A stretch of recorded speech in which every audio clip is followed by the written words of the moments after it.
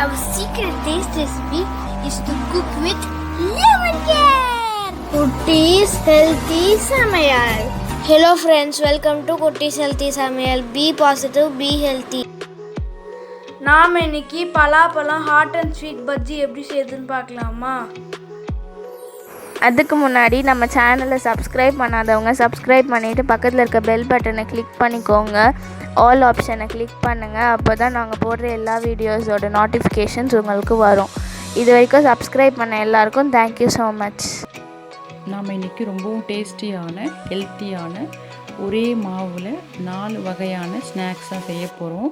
அதாவது பலாப்பழத்தில் hot and sweet bajjis செய்ய போகிறோம். அதே போல் அந்த மீதி இருக்க மாவையே நம்ம எப்படி 2 விதமாக ஸ்நாக்ஸ் செய்ய யூஸ் பண்ணலான்ட்டு இந்த வீடியோவில் பார்க்கலாம்.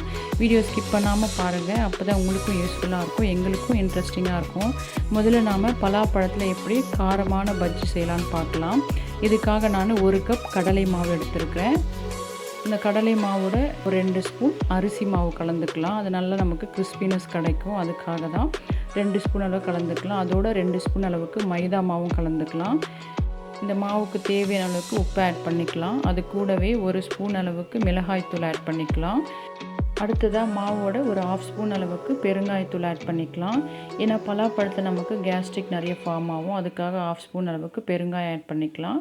இதை நாம் கொஞ்சமாக தண்ணி ஆட் பண்ணி பஜ்ஜி மாவு பார்த்துக்கு நல்லா மிக்ஸ் பண்ணி விட்டுக்கலாம். இப்போ நம்மளோட பஜ்ஜி மாவு சூப்பராக ரெடி ஆகிடுச்சு. இப்போ இது எண்ணெயும் நான் கொஞ்சமாக வச்சுருக்கேன். இதில் நாம் பலாப்பழம் நான் ஒரு 10 கிட்ட எடுத்திருக்கேன். இது நீள நீளமாக கட் பண்ணி வச்சுருக்கேன். இதை நாம் பஜ்ஜி மாவு நல்லா டிப் பண்ணி எண்ணெயில் பொரிச்சு எடுத்துக்கலாம். அப்படிதான் நம்மளோட பலாப்பழ பஜ்ஜி சூப்பராக ரெடி ஆகிடும். இது ஸ்வீட்டும் கலந்து காரமும் கலந்த டேஸ்ட் ரொம்ப சூப்பராக இருக்கும். ஏன்னா நமக்கு பலாப்பழம் நல்லா ஸ்வீட்டாக இருக்கும். அது கூட நம்ம நல்லா காரமான பஜ்ஜி மாவில் டிப் பண்ணி பஜ்ஜியாக சுட்டு எடுக்கிறோம். அப்போ இதோட டேஸ்ட் ரொம்ப டிஃப்ரெண்ட்டாக சூப்பராக இருக்கும். இது போல் நீங்கள் குழந்தைங்களுக்கு செஞ்சு கொடுக்கும்போது கண்டிப்பாக குழந்தைங்க விரும்பி சாப்பிடுவாங்க. ஏன்னா சில பேர் காரம் ரொம்ப சாப்பிட மாட்டாங்க, சில குழந்தைங்க விரும்பவும் மாட்டாங்க. அப்படிப்பட்ட குழந்தைங்களுக்கு நீங்கள் இது போல் ஈவினிங் ஸ்நாக்ஸ் பலாப்பழத்தில் செஞ்சு கொடுக்கும்போது ரொம்ப டேஸ்டியாக இருக்கும். ஏன்னா உள்ளே நல்லா ஸ்வீட்டாக இருக்கும், மேலே லைட்டாக காரமாக இருக்கும். அந்த காரமும் உப்பும் உங்கள் டேஸ்ட்டை பொறுத்து கூடவோ குறையவோ ஆட் பண்ணிக்கோங்க. அதே சமயம் பலாப்பழம் நமக்கு ஒரு சீசனில் தான் கிடைக்கும்.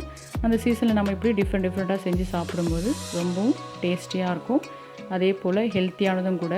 பலாப்பழம் சாப்பிட்றது நமக்கு நிறையவே நன்மைகள் இருக்குது. இதோட ஹெல்த் பெனிஃபிட்ஸ் நம்ம இது கூடவே அப்பப்போ பார்த்துக்கலாம். இப்போ நம்மளோட பலாப்பழம் பஜ்ஜி சூப்பர் ரெடி ஆகிடுச்சு. அடுத்து அதுலேயே மீதி இருக்க மாவில் நம்ம இது போல் வெங்காயம் ரவுண்டாக கட் பண்ணி வெங்காயம் பஜ்ஜி செஞ்சு எடுத்துக்கலாம். பாருங்கள், ஒரே மாவுலேயே நமக்கு 2 காரமான பஜ்ஜி ரெடி ஆகிடுச்சு.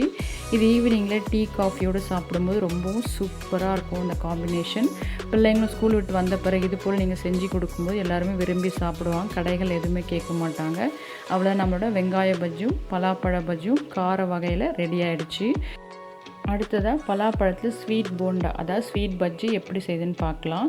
இதுக்காக நான் 10 பலாப்பழ சுளைங்க எடுத்திருக்கேன், நீளமாக கட் பண்ணி. அதோட கூடவே சில பொருட்கள் எடுத்திருக்கேன். இதை ஆட் பண்ணும்போது நான் உங்களுக்கு எக்ஸ்பிளைன் பண்ணுறேன். இதுக்காக நான் ஒரு 1/2 கப் அளவுக்கு வெல்லம் நல்லா பொடியாக கட் பண்ணி எடுத்திருக்கேன். இதை நாம் ஒரு பவுலில் ஆட் பண்ணி நல்லா காய்ச்சி வடிகட்டிக்கலாம். இப்போ ஒரு பவுலில் 3/4 கப் அளவுக்கு மைதா மாவு ஆட் பண்ணிக்கலாம். இது கூடவே 2 ஸ்பூன் அளவுக்கு அரிசி மாவு, அது கூடவே 2 ஸ்பூன் அளவுக்கு கோதுமை மாவு, இதையும் நம்ம இது கூட ஆட் பண்ணிக்கலாம். ஆட் பண்ணி இதுக்காக நான் ஒரு 1/4 கப் அளவுக்கு தேங்காய் நல்லா துருவி எடுத்துருக்கேன். அதாவது சின்னதாக கட் பண்ணி மிக்சிலையும் அரைச்சி எடுத்துக்கலாம், இல்லை துருவியும் நீங்கள் எடுத்துக்கலாம். இதை நம்ம இதோட ஆட் பண்ணி நல்லா மிக்ஸ் பண்ணி விட்டுக்கலாம். இப்போ நாம் காய்ச்சி எடுத்து வச்சுருக்க ஜாகரி சிரப் இதை நாம் இதில் வடிகட்டிக்கலாம். வடிகட்டி அதோட ஆட் பண்ணி நல்லா மிக்ஸ் பண்ணிக்கலாம். இது மிக்ஸ் பண்ண பிறகு நீங்கள் தண்ணி தேவையான அளவுக்கு ஆட் பண்ணிக்கோங்க. அதாவது பஜ்ஜி மாவு பதத்துக்கு நம்ம ஆட் பண்ணோம். ரொம்ப தண்ணியாகவும் இல்லை, ரொம்ப திக்காகவும் இல்லை.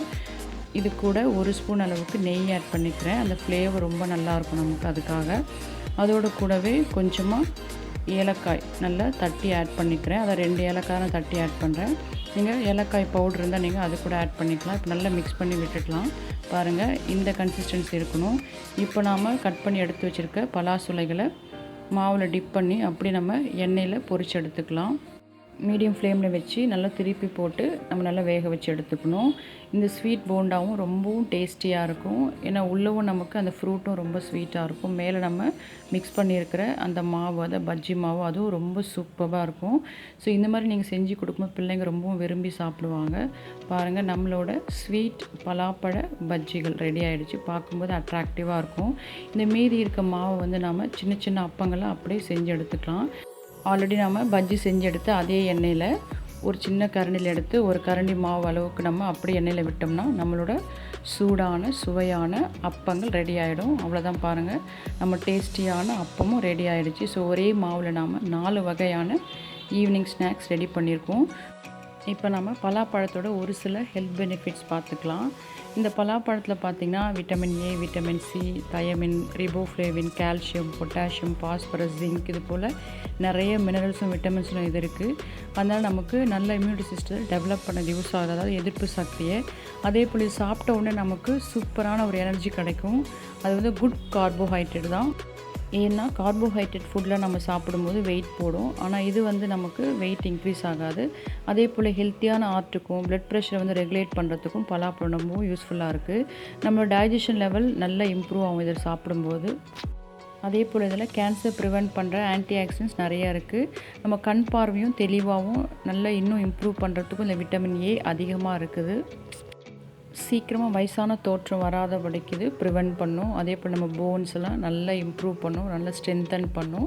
நம்ம பிளட் குவாலிட்டியும் இது மூலிமா நல்லா இம்ப்ரூவ் ஆகும். அதே போல் ஆஸ்துமா இருக்கவங்க இதை சாப்பிடும்போது நல்லா கண்ட்ரோல் பண்ணிக்கலாம்.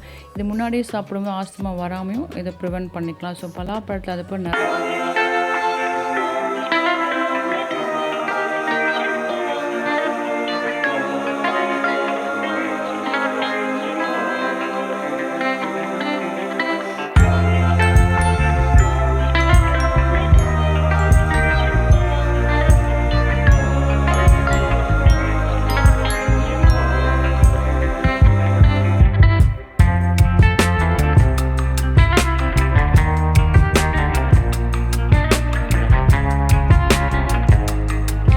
Yummy tasty. நீங்களும் ட்ரை பண்ணுங்கள், என்ஜாய் பண்ணுங்கள், ஹெல்த்தியாக இருங்க. தேங்க்யூ. மற்ற ரெசிபீஸோட லிங்க்ஸ் எல்லாம் டிஸ்கிரிப்ஷன் பாக்ஸில் இருக்குது. உங்களுக்கு இந்த வீடியோ பிடிச்சிருந்ததுன்னா லைக் பண்ணுங்கள், ஷேர் பண்ணுங்கள், கமெண்ட் பண்ணுங்கள், சப்ஸ்கிரைப் பண்ணுங்கள், பக்கத்தில் இருக்க பெல் பட்டனையும் கிளிக் பண்ணுங்கள். பாய்.